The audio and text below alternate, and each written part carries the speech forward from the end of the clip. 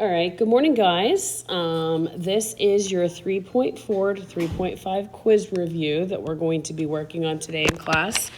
You should be checking your answers versus mine, writing down any notes or anything that I say to get you ready for your quiz. It's going to be on Monday. You have to pay attention to the directions on each question. There's going to be, I think, 6 questions. There's going to be 4 that you're finding zeros and then 2 that you're writing the polynomial function. But when the directions ask you to find all the zeros, that means you want the real ones and imaginary. So real and imaginary. That means everything you find, you should circle your answer and say, here are all my answers. When they want the irrational zeros, that means anything that's quote unquote, we'll say not pretty. It's going to be real. They will be real answers, but it'll be not pretty, where you can't just pinpoint it on a graph. You can't just put your finger and say, oh, there it is, it's 1. It's going to be like the square root of 2, 3 square root 7, 6 plus or minus the square root of 2 over 5, something like that. Those are all irrational numbers. If they ask you for the rational zeros, that means the real ones that are pretty. It's either a whole number or a terminating decimal like 1/2 or 3/5 or -7, something like that. And then if they ask you just for imaginary answers, those are the imaginary ones. They will have I's in them. All right, so just pay attention to what the directions are asking and answer the question accordingly. So I'm going to go through here. We're going to talk about all the zeros. We'll identify them, but I just want you guys to make sure that you understand what these questions are asking and how they're asking. So the first thing we're going to do is try and factor. When you solve, you want to know what the zeros are. So I look at this number 1 and I say, okay, I'm going to have 2 answers. I don't know if they're both real. I don't know if one's real, one's imaginary, whatever, but I know I'm going to have 2. So first try and factor it. Is there a GCF?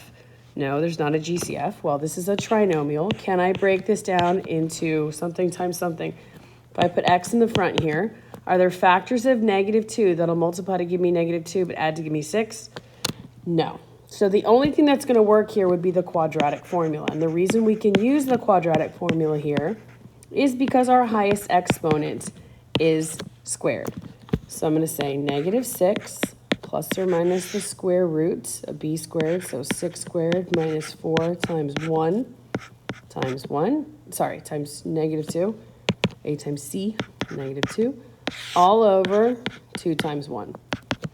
And now we'll simplify. So -6 plus or minus 6 squared is 36. -4, -2 is plus 8. All over 2 times 1 is 2. So keep simplifying. -6 plus or minus the square root.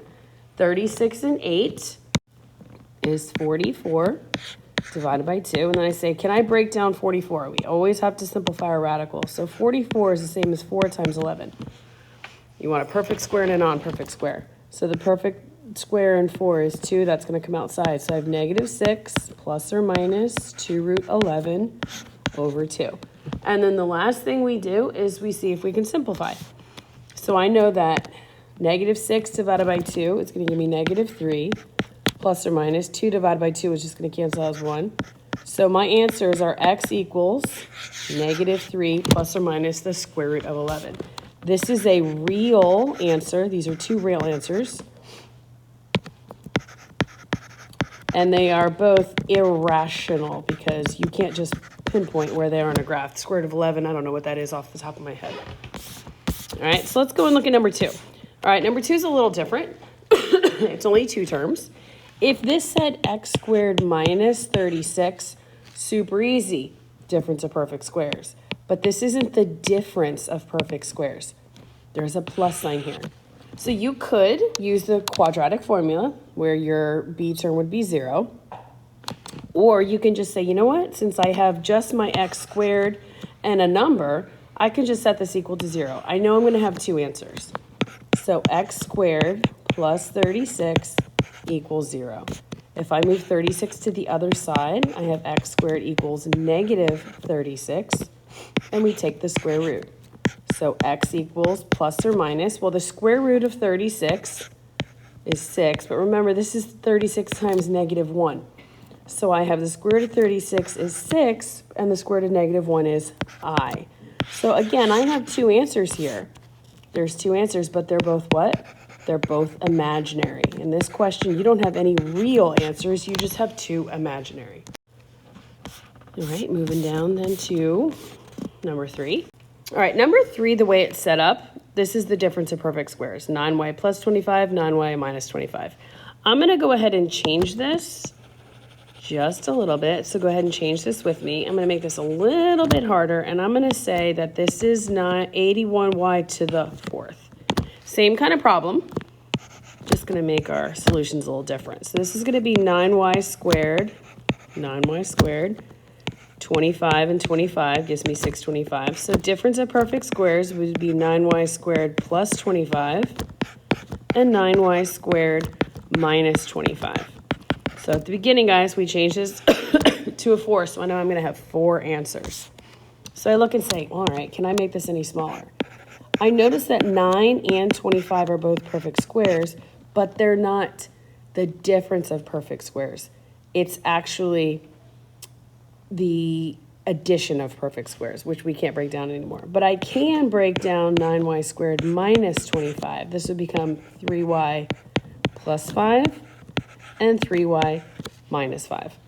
So now I'm going to go ahead and set each parenthesis equal to 0. So 9y squared plus 25 equals 0.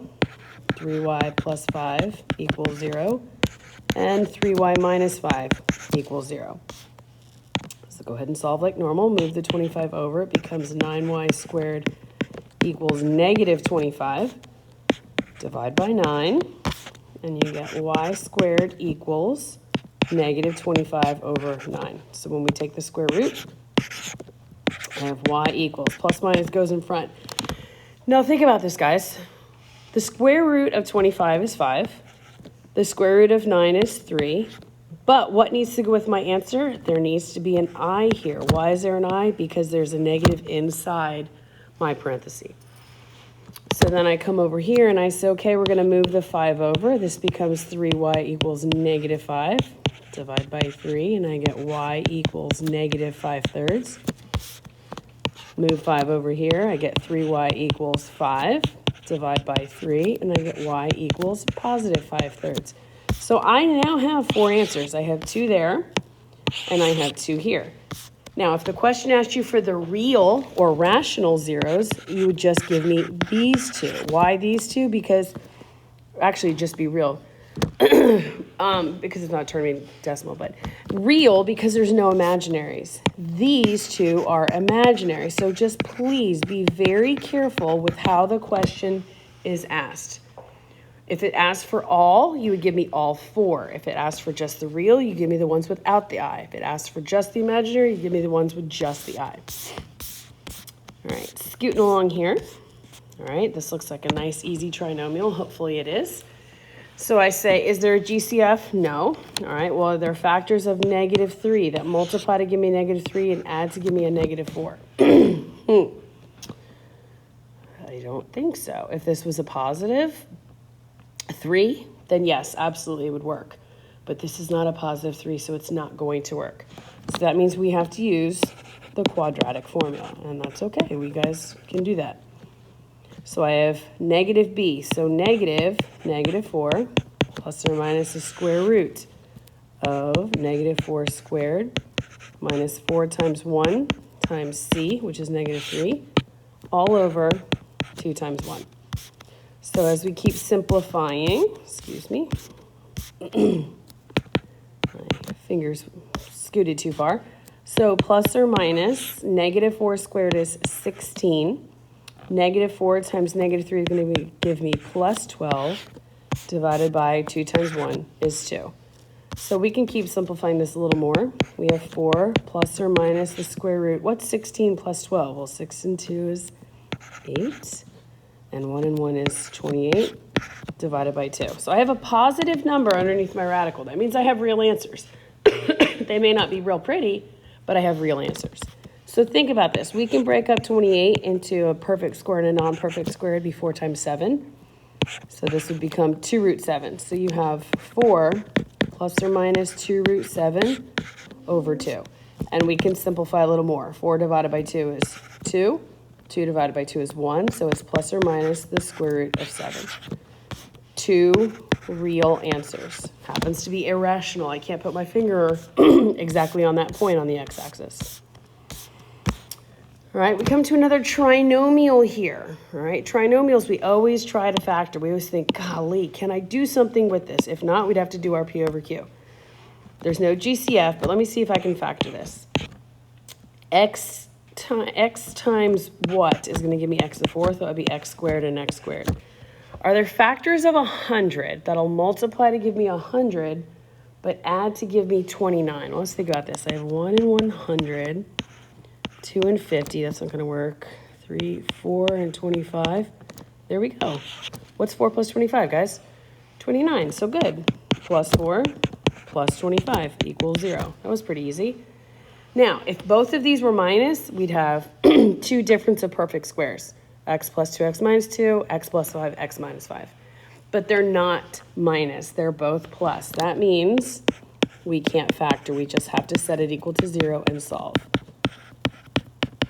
So when I move 4 over, this becomes x squared equals negative 4.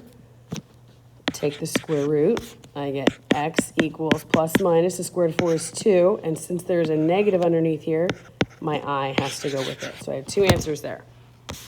Same thing over here. I'm going to move 25 over. So I get x squared equals negative 25. Take the square root. You get x equals plus or minus. The square root of 25 is 5. And since we have a negative underneath, it's I. So I have my four answers. Plus and minus 2i, plus and minus 5i. But notice, guys, all four of these are imaginary. So if they asked you how to give all the real solutions, you would tell me there's no real. If they said all, you would give me these four. So just pay attention to what the directions are saying. All right, now we come to this problem. We're like, oh my goodness, it's so big. That's okay. First thing I look for is a GCF. We don't have one.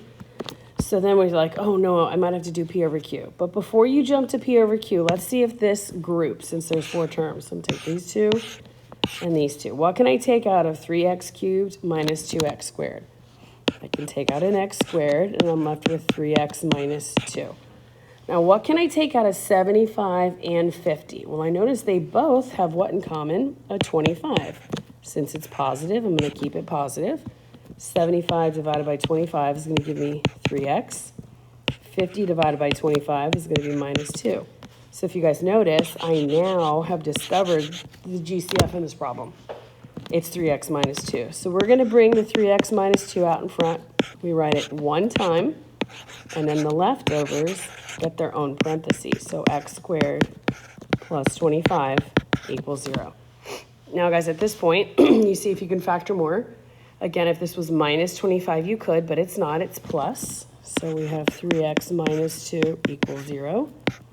X squared plus 25 equals 0. So if I move the 2 over, I have 3x equals 2 divided by 3. And I get x equals 2/3. Over here, I'm going to move the 25 over. So x squared equals negative 25. Take the square root of both sides, and I get x equals plus or minus. What's the square root of 25? 5. And since this is negative, it has an I with it. So we end up with x equals plus minus 5i. So again, guys, we started out with the cubes. I have three answers.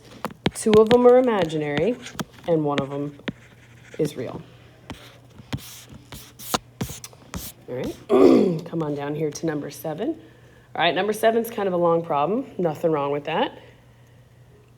We're going to solve x to the 4th. That means I have 4 answers. So the first thing I'm going to do is I'm going to say, okay, do I have anything in common? Is there a GCF that I can take out of this thing? Okay, there's no GCF. We can't group it because it has more than 4 terms. So that means we have to use our P over Q. We're going to take all of the factors of that last number. So 1, 3, and 9. We have to count for positive and negative. And we're going to just do synthetic division until we get a remainder of 0. That means it's a factor. So I'm going to try 1. 1, 6, 10, 6, and 9. Make sure every exponent is accounted for. So bring down that 1. 1 times 1 is 1. 6 plus 1 is 7. 7 times 1 is 7. 10 and 7 is 17. This is not going to work. Go to -1. So 1, 6, 10, 6, and 9. Bring down your 1. 1 times -1 is -1. 6 minus 1 is 5. 5 times -1 is -5. So 10 minus 5 is 5. 5 times -1 is -5. 6 minus 5 is 1. This one's not going to work. Okay, let's try 3. 1, 6, 10, 6, and 9. Bring down your 1. 1 times 3 is 3. 6 plus 3 is 9. 9 times 3 is 27. 10 and 27 is 37. 37 times 3 is not going to give me 69, so let's try -3. 1, 6, 10, 6, and 9. So bring down your 1. 1 times -3 is -3. 6 minus 3 is 3. 3 times -3 is -9. 10 minus 9 is 1. 1 times -3 is -3. 6 minus 3 is 3. 3 times -3 is -9. 9 minus 9 is 0. Yay, that one worked. So at this point right here, we just figured out that -3 is one of our x values. X equals -3 works for this problem. So now I look at my resulting polynomial. Since I start off with x to the 4th, this is x to the 3rd plus 3x squared plus x plus 3 equals 0. And now let's look at this and say, can we factor this? All right, let's look. No GCF. Okay, so let's try and group it. Does this group? I can take out an x squared. This is x plus 3. All right. I see x plus 3 there, so that means I can just take out a 1. It's positive, so I have x plus 3. So my new GCF here is x plus 3. We're going to write it one time out in front. And then the leftovers get their own parentheses, so x squared plus 1. Again, guys, if this were x squared minus 1, you'd be able to just go ahead and factor plus minus, you'd be good to go. But that's not the case here. So you're going to set each piece equal to 0. X plus 3 equals 0. X squared plus 1 equals 0. So when I solve, I move 3 over, it's negative, so x equals -3. There's another answer. Move this 1 over, this becomes x squared equals -1. When we take the square root, I get x equals, it's going to be plus minus because they have the square root. And guys, the square root of -1 is I. So I end up having 4 answers for this problem. My x's are x equals -3, -3, and plus minus I. What do you notice about -3? There's 2 of them, so you have multiplicity. You have the same answer more than once. You don't have to write it if you don't want to more than once, but you can. Again, there's 2 reals and there's 2 imaginary. So look and see what the question asks, how they want you to answer it on your quiz, and then you'll be able to answer. All right, now I look at number 8. I say, oh my gosh, we got another doozy of a long one. So first thing I look for is a GCF. Is there a GCF in this problem? No, there is not. So let's go ahead and see if we can group. Take the first 2 here and the second 2. Out of this first one, I can take out an x squared, and I'm left with 2x minus 5. Out of this second set of parentheses, well, I notice that 18 and 45 both divide by 9. So if I take out a positive 9, if I divide both of these by 9, they get 2x minus 5. Perfect. So my new GCF here is 2x minus 5. Let's take it out in front. They both have that. And then the leftovers, again, get their own parentheses. So x squared plus 9 equals 0. So 2x minus 5 equals 0. X squared plus 9 equals 0. I'm going to move 5 over. 2x equals 5. Divide by 2, and I get x equals 5 over 2. Here, I'm going to move 9 over. This becomes x squared equals -9. Take the square root, and x equals plus minus 3i. So here, guys, we started off to the 3rd power. We have 3 answers, 1 real here, and 2 imaginary. All right, makes sense, we're good? Okay. All right, moving along. 2 more of these, and then we'll move on to 2 polynomial functions, and then we're done. Okay, is there a GCF here? No.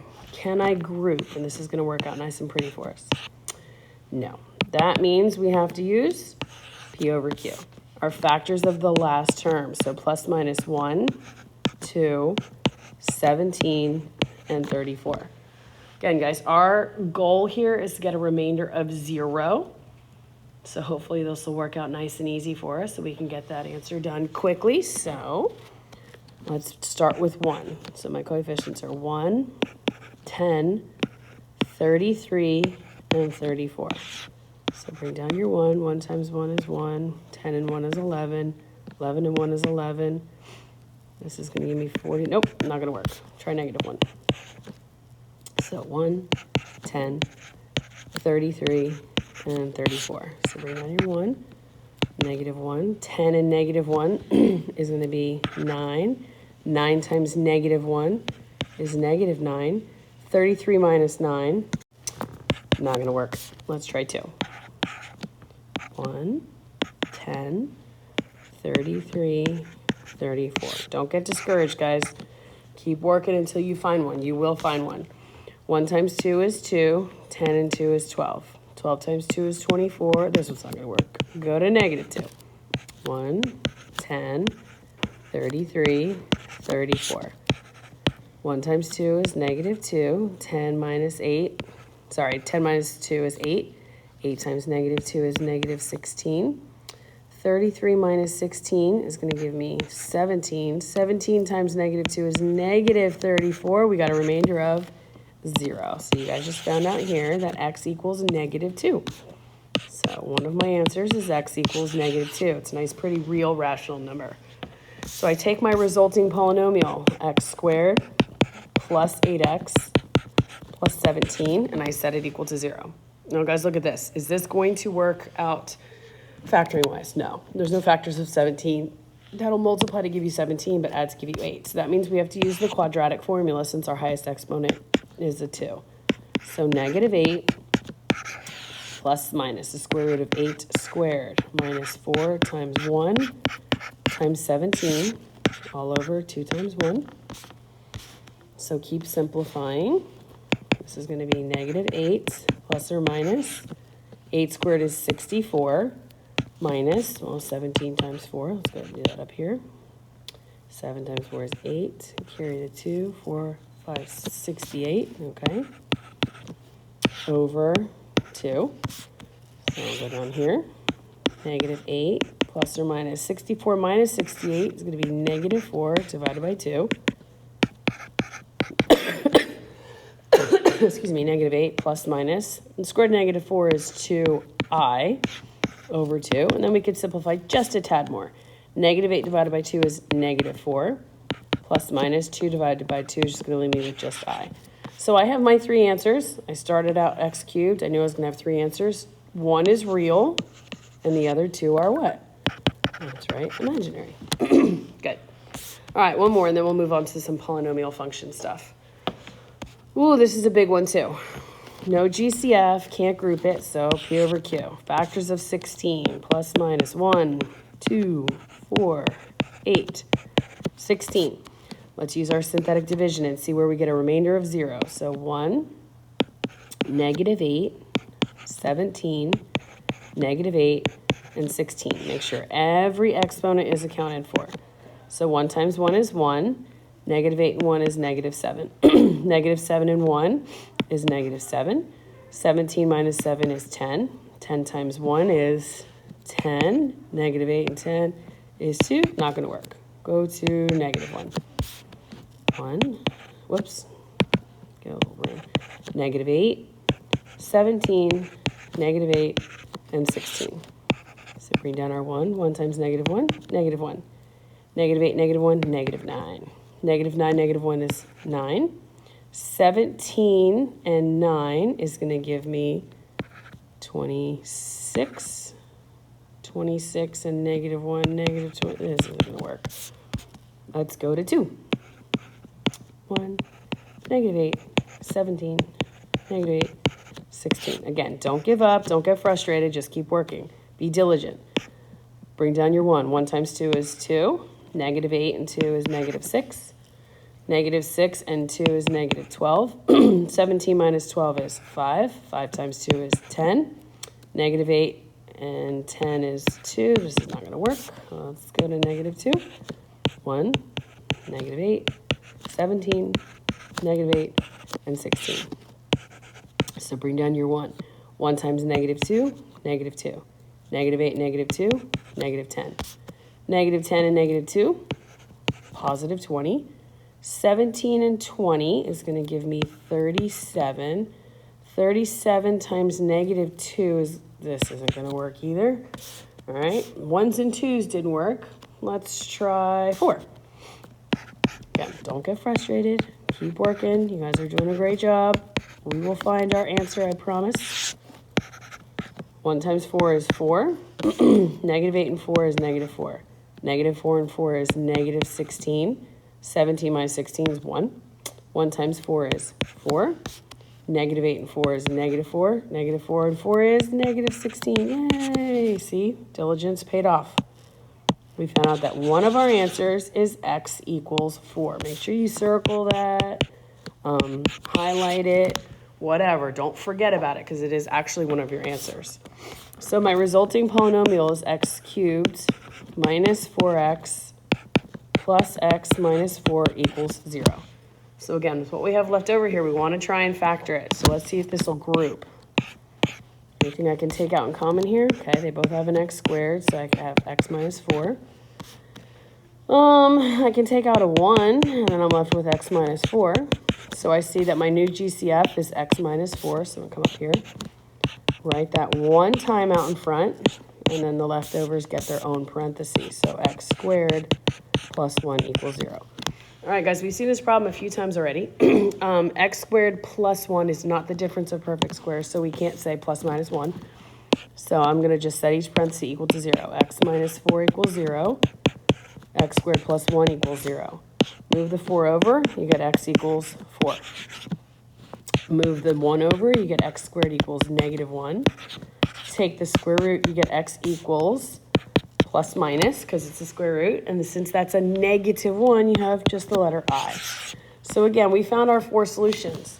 We have the whole real number 4 twice, so multiplicity of 4, 2 reals, and 2 imaginaries. So you will have 4 problems on your quiz that are just like those that we did, just like the ones that we did Thursday, or Wednesday was it, with the wrap-up. So make sure you guys are really paying attention to what you're doing. You're following the rules. You're looking for GCFs. You're trying to factor. You're using the quadratic formula if you need to, all that stuff. Now, you're going to have 2 problems on your quiz that will also look like this. It's going to say, given the roots, write the polynomial using function notation. That means we're working backwards. We did a couple of these in our notes the first day. We did some of them in our 3-5 wrap-up, and then we're going to do a couple more today. So I have 2 roots. They gave me 2 solutions, so I know my answer is going to be x squared.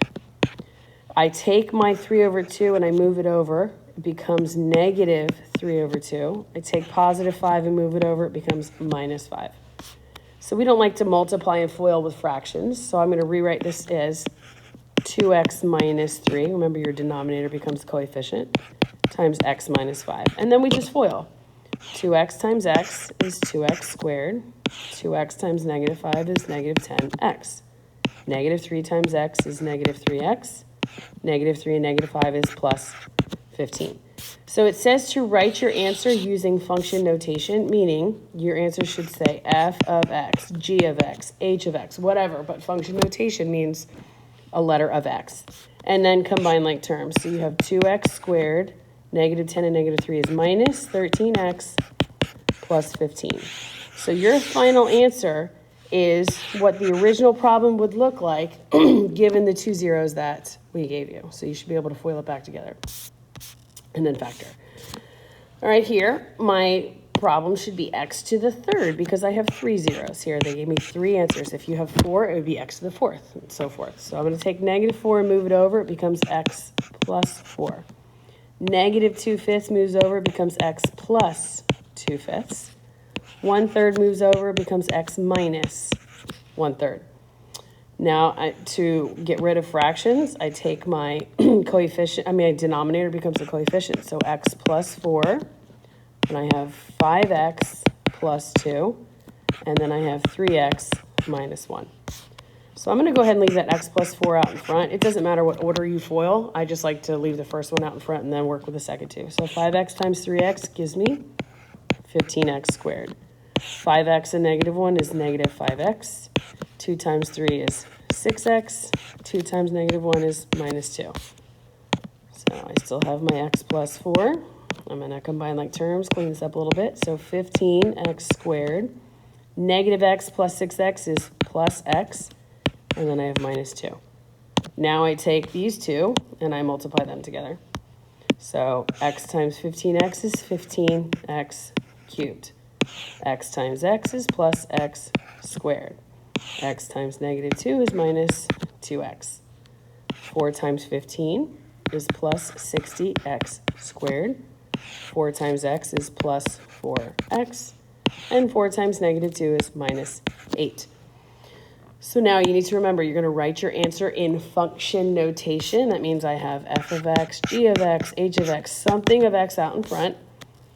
And then clean it up. So 15x cubed, I have x squared here, and a plus 60x gives me plus 61x squared. Minus 2x plus 4x gives me plus 2x.